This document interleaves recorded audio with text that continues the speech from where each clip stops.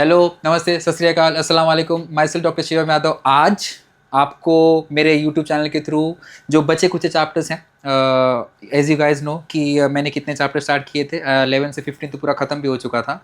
तो अब जो बचे कुछ चैप्टर्स है, एज यू नो कि बोर्ड्स एग्जाम्स आर कमिंग 2026 में जो बोर्ड एग्जाम्स है, तो उसके प्रिपरेशन के लिए जितना मुझसे हेल्प हो सकेगा और जितना इन्फॉर्मेटिव और कंस्ट्रक्टिव मैं चीज़ें बना सकूँगा, I will definitely try to make this videos. Thank you.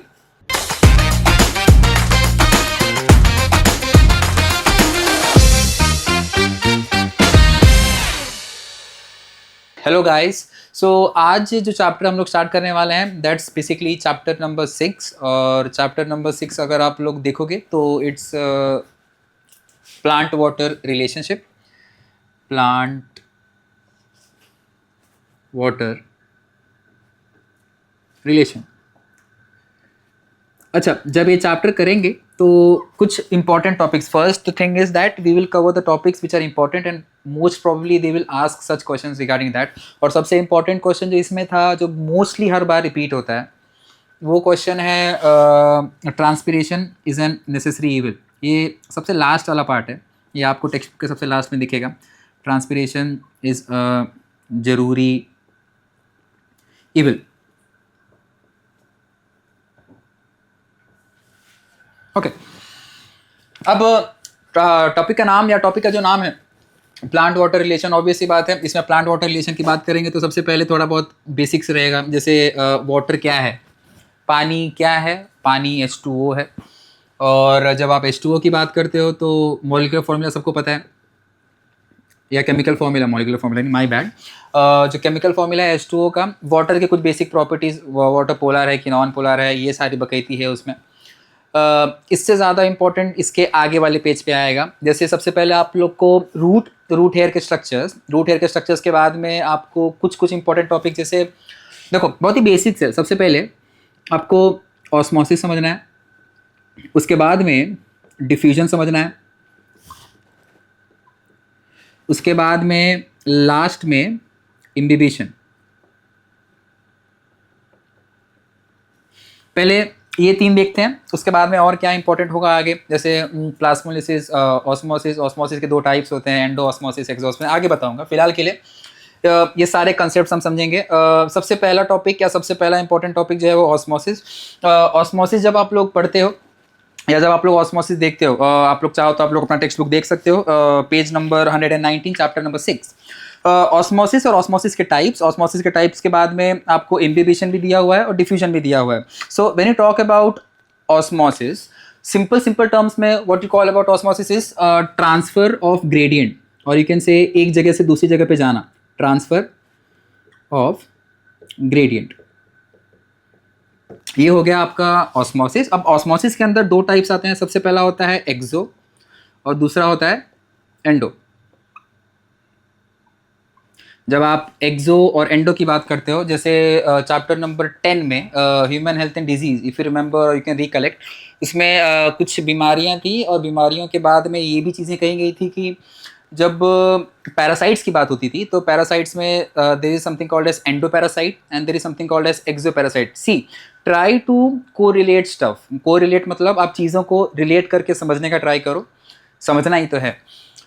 लड़के हो तो बेटर समझ जाओगे। खैर, जब आप एक्सोऑस्मोसिस या एंडोऑस्मोसिस की बात करते हो तो एक्सो का मतलब बाहर से अंदर और एंडो का मतलब होता है अंदर से बाहर। ट्रांसफर करना, ठीक है, ट्रांसफर करना, ट्रांसफर ऑफ ग्रेडियंट। जब आप ट्रांसफर करते हो चीज़ों को, that's basically what you called as endosmosis and exosmosis. Moving on further, diffusion and the last one is imbibition. Now when you talk about diffusion का डेफिनेशन क्या दिया हुआ है? डिफ्यूजन मीन्स टू डिस्पर्स करने का मतलब टू सेपरेट आउट, ठीक है।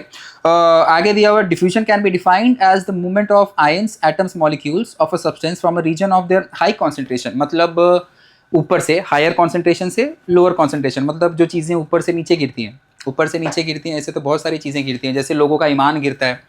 खैर, जब आप डिफ्यूजन की बात करते हो तो from higher level to lower level, ये आपका बेसिक होगा फॉर डिफ्यूजन।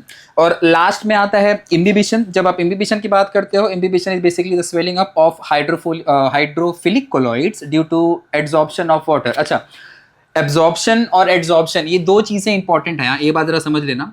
जब आप एब्जॉर्प्शन बोलते हो और जब आप एड्सॉर्प्शन बोलते हो, बोथ आर कंप्लीटली डिफरेंट। इसको समझने के लिए ना सबसे सिंपल, जब आप एब्जॉर्प्शन करते हो तो एब्जॉर्प्शन को हम लोग कहते हैं कि इट्स अ बल्क फिनोमिना, और एड्सॉर्प्शन को हम लोग कहते हैं कि it's a surface phenomena. Simple terms में बोलूँ कि अगर आप एक स्पंज लेते हो, स्पंज या कोई भी कपड़ा लेते हो, अगर आप कपड़े को पानी के अंदर डालते हो तो जो कपड़ा होता है पूरा भीग जाता है, तो वो चीज़ों को एब्जॉर्ब करता है। लेकिन जब आप अपना हाथ लो और हाथ को जब आप पानी में डिप करते हो तो आपका हाथ पानी को एब्जॉर्ब नहीं करता, अपने आपका जो हाथ होगा वो पानी को एड्सॉर्ब करेगा। तो सिंपल भाषा में जो ये एड्सॉर्प्शन है, एड्सॉर्प्शन को हम लोग कहते हैं कि इट्स अ सरफेस फिनोमिनन, और एब्जॉर्प्शन को कहा जाएगा बल्क फिनोमिनन। मैंने लिख लिया, आगे समझ लेना। एनीवेज, चैप्टर आपका यही है, याद रखना। हमको यहाँ पे प्लांट एंड वाटर का रिलेशन समझना है। तो अभी मैंने आपको जितना भी कंसेप्ट था, लाइक प्लांट किस तरीके से वाटर को अपने अंदर लेते हैं, प्लांट किस तरीके से वाटर को बाहर रखते हैं, या किस तरीके से वाटर को बाहर निकालते हैं अपने थ्रू, ये सारी चीज़ें इनमें आ जाएंगी, ऑस्मोसिस में, डिफ्यूजन में। और लास्ट में लिखा हुआ है इम्बिबिशन। इम्बिबिशन का मतलब जो मैंने आपको बताया था, जब आप इम्बिबिशन करते हो तो इम्बिबिशन में क्या होगा, swelling up of hydrophilic colloids due to adsorption of water. मतलब जब चीज़ें फूक जाती हैं या स्वेल हो जाती हैं, जैसे कुछ लोगों का मुंह होता है मेरा वीडियो देखकर, due to adsorption of water. ये सारी चीज़ें तब तक होती रहेंगी जब तक इक्विलिब्रियम अचीव नहीं होता। देयर इज अ प्रोवर्ब जो मैं सोचता हूँ, आप लोगों को ये पता है, मैं यहाँ पे अभी एक स्टेटमेंट बोला कि इम्बिबिशन तब तक होता है जब तक आपका इक्विलिब्रियम अचीव ना हो। ये जो इक्विलिब्रियम होता है ना, तो इसी पर एक प्रोवर्ब था। प्रोवर्ब वाज लाइक दिस कि पूरे वर्ल्ड में एंथैल्पी इज अलॉट, मतलब फ्री एनर्जी बहुत ज़्यादा है। तो इससे अच्छा बनने से अच्छा है कि आप किसी के लिए इक्विलिब्रियम बनो, मतलब स्टेबिलिटी। इक्विलिब्रियम का मतलब क्या होता है, you achieve stability.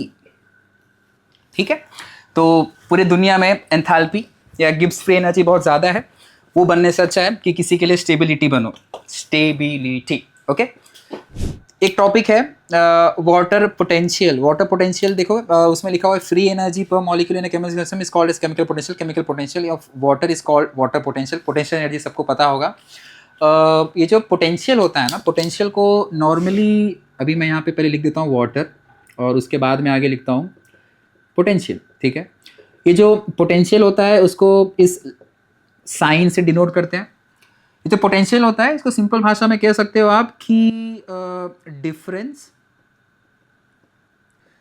In energy. अब ये जो डिफरेंस इन एनर्जी है, अगर आपको रिलेट करने ना आए तो जो आजकल के लौंडे लौंडियों के डिफरेंस होते हैं ना एज में, एक 28 साल का और एक 16 साल का या 17 साल की, यही होता है डिफरेंस। या शादियों में जो डिफरेंस होता है 5 साल 7 साल, हालांकि ये सारी चीज़ें गलत है, बट ठीक है, ये एक तरीके का वही होता है, डिफरेंस इन एनर्जी। और वाटर पोटेंशियल को आप उसी तरीके से डिनोट कर सकते हो कि potential basically means difference in energy, और जो उसका साइन होता है दैट्स साइन। पूरा नहीं डिटेल में जाना चाहता मैं इसमें, क्योंकि इतना ज़्यादा इंपॉर्टेंट नहीं है, और I am not expecting this question to be coming in the boards, but if still you are worried about it, I would just say कि ये जब आया आपको वाटर पोटेंशियल, तो आप लोग लिख सकते हो कि डिफरेंस होता है वो एनर्जी का, और एनर्जी का जो डिफरेंस होता है उसको आप डिनोट कर सकते हो बाय द साइन साई या फाई, जो भी बोलना हो बोलो। साई बोलते हैं वैसे उसको, और साई का वैल्यू भी होता है। अच्छा, अब यहाँ पे आगे लिखा हुआ है फैक्टर्स अफेक्टिंग वाटर एब्जॉर्प्शन। उसमें सबसे पहले लिखा हुआ है presence of capillary water is essential, rate of water absorption is maximum at the soil temperature between 20 से 30 डिग्री। यहाँ पर भी देखिए टर्म्स एंड कंडीशंस लगे हुए हैं। 20 से 30 डिग्री, उससे ज़्यादा नहीं, मतलब अगर 20 से 30 डिग्री में होगा तभी आपका पानी सबसे ज़्यादा एब्जॉर्ब होगा। जैसे आजकल की शादियों में होता है ना टर्म्स एंड कंडीशंस, उसी तरीके से यहाँ पर भी एक term and condition, third condition दिया हुआ है, higher concentration of solutes in soil water reduces the rate of absorption in water. High concentration of solutes मतलब आप किसी चीज़ को बढ़ा दो, सॉल्यूट्स को ही बढ़ा दो, या किसी को ज़्यादा सर पे चढ़ा दो, तो कैसे वो आपकी वैल्यू कम करने लगते हैं? उसी तरीके से जब यहाँ पे आप हायर कॉन्सेंट्रेशन ऑफ सॉल्यूट्स की बात करोगे तो जो आपका एब्जॉर्प्शन का रेट होगा, पानी का जो एब्जॉर्प्शन का रेट होगा वो कम हो जाएगा। लास्ट में poorly aerated soil shows poor absorption of water. Poorly aerated का मतलब होता है कि भाई सॉइल जो रहेगा उसके अंदर इरिगेशन कम हो, बहुत दबी दबी सॉइल हो, उसके अंदर हवा जरा भी पास ना हो।